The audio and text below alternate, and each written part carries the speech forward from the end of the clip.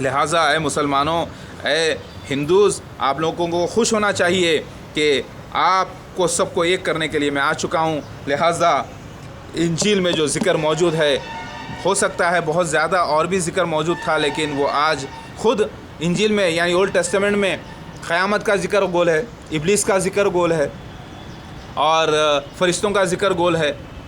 वो तो new testament में मिल जाता है आपको, और ओल्ड टेस्टामेंट में कुछ जगहों पर मिलता है।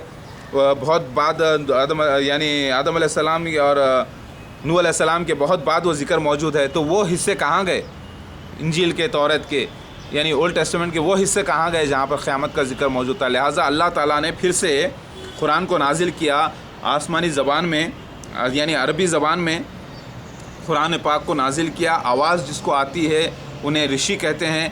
जो श्रुति मतलब वही के माने श्रुति के हैं, जो सुनते हैं वो ऋषि होते हैं। तो अल्लाह ताला ने आखिरी ऋषि यानी आखिरी सुनने वाले मोहम्मद मुस्तफ़ा सल्लल्लाहु अलैहि वसल्लम को ख़बरें देने वालों को भेजा, जो कि अल्लाह के खासिद भी हैं, रसूल भी हैं। यानी मोहम्मद मुस्तफ़ा सल्लल्लाहु अलैहि वसल्लम, अगर हम हिंदू मैथोलॉजी के हिसाब से बात करेंगे, अवतार यानी रसूल हैं, तो रसूल को ये लोग जो है भगवान कहते हैं। लिहाजा इसीलिए बहुत से लोग जो है मोहम्मद मुस्लिम को भगवान मोहम्मद भी कहते हैं। लिहाजा भगवान के माने होते हैं कि पेट से पैदा होने वाला माँ के एक अल्लाह का रसूल, इसके माने अल्लाह के नहीं होते। और गॉड के माने शिवा के हैं, और गॉड जो है इसी बुक में लिखा गया है GAWD गॉड, जिसकी बीवी मैनी, यानी गॉड के माने शुभ के हैं, यानी एक खुशकिस्मती का देवता जिसके माने निकलते हैं शिवा के। लिहाजा सब ये सुपर ह्यूमन डाइटी के माने हैं। अल्लाह ताला वो है जो नज़र नहीं आता और सबका मालिक है। हम सब उसी की इबादत करते हैं, आप भी करिए। अल्लाहु अकबर। आपको समझ में आ गया होगा कि एक ऐसी गुमराह कौम थी समंदर के किनारे जो मछली पकड़ती थी, सैटरडे को वो बंदर बना दी गई थी, और उन्हीं में से एक हनुमान का जिक्र भी है, और जिसे हीरो बना के पेश किया जा रहा है और ज़बरदस्ती से श्री राम के साथ मिलाया जा रहा है।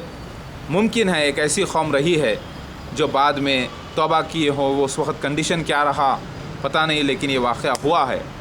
और अल्हम्दुलिल्लाह श्री राम ईसा अलैहिस्सलाम के 5वीं नस्ल में औलादों में निकले। राम और रामा दोनों लफ्ज़ आपको बाइबल में मिलते हैं, रेफरेंसेस में डाल रहा हूँ, पूरे देखिएगा। और ऐ हिंदू भाइयों, मुबारक हो कि आप लोग भी मुसलमानों के रिश्ते में भाई होते हैं, आप भी हम सब के भाई बहन होते हैं।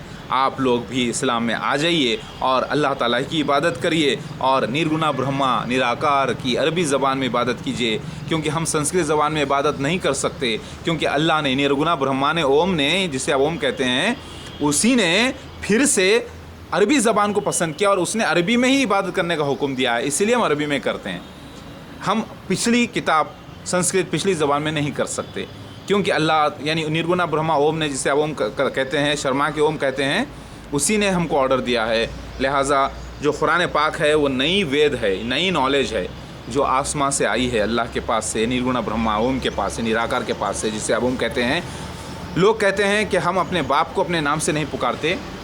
अल्लाह ने तो पहले भी कहा था कि उसका नाम अल्लाह है, अल्लाह ही बोलो, लेकिन लोगों ने शर्मा के उसका नाम का निशान बना दिया।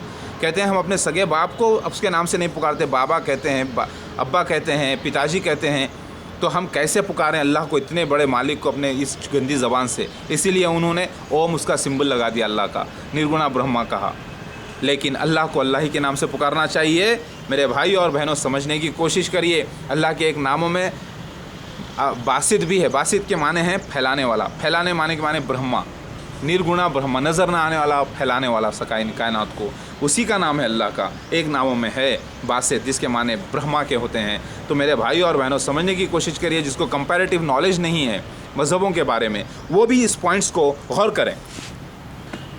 मसीह दज्जाल का जिक्र मूसा अलैहिस्सलाम की कौम के में भी था, इब्राहीम अलैहिस्सलाम की कौम में भी था, इब्राहीम अलैहिस्सलाम के वक्त भी किया गया, नूह अलैहिस्सलाम के वक्त भी किया गया, मसीह दज्जाल और मसीहा का आने का जिक्र। लिहाजा इसीलिए आपको महाभारत में, रामायण में महादेव के नाम से ज़िक्र मौजूद है। वहाँ पर यह भी मौजूद है कि मसीह दज्जाल यानी अच्छे लोग और बुरे लोग मिलकर दूध का समंदर घोटेंगे और फिर जहर फैल जाएगा। उस दौरान एरावत आएगा, यानी सफ़ेद हाथी उड़ने वाला, जो आज एरोप्लेन है। फिर जहर फैल जाएगा, अच्छे लोग और बुरे लोग मिलकर दूध का समंदर घोटेंगे। दूध का कोई समंदर नहीं होता, इसके माने कुरान और हदीस के हैं, मज़हबी किताबों के हैं। अल्लाह के इल्म के हैं, क्योंकि मेराज के वाक़या देखिए, दूध पेश किया गया सल्लल्लाहु अलैहि वसल्लम को मेराज में, इसके माने हिदायत के हैं, और हिदायत क्या है? कुरान पाक है, हदीस शरीफ है जो आई है।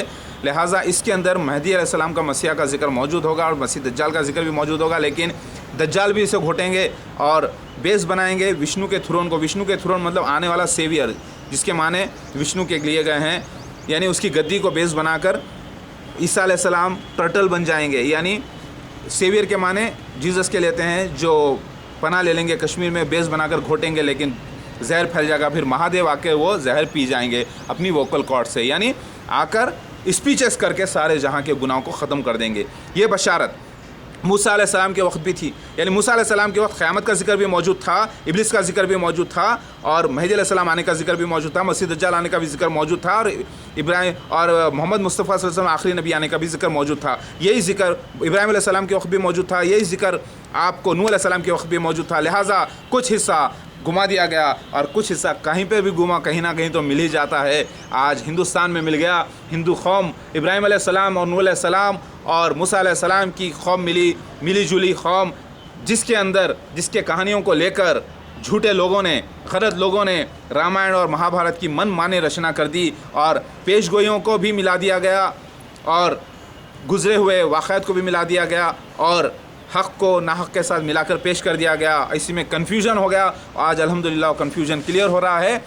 अल्हम्दुलिल्लाह रिसर्चर्स के लिए बहुत बड़ी, मैं जो है अल्हम्दुलिल्लाह आपको एक बहुत बड़ा मवाद प्रोवाइड कर रहा हूँ। गौर करिएगा मेरी बात को। ला इलाहा इल्लल्लाह मोहम्मद रसूलुल्लाह, अल्लाह हमारे नबी आखिरी मोहम्मद मुस्तफ़ा सल्लल्लाहु अलैहि वसल्लम है।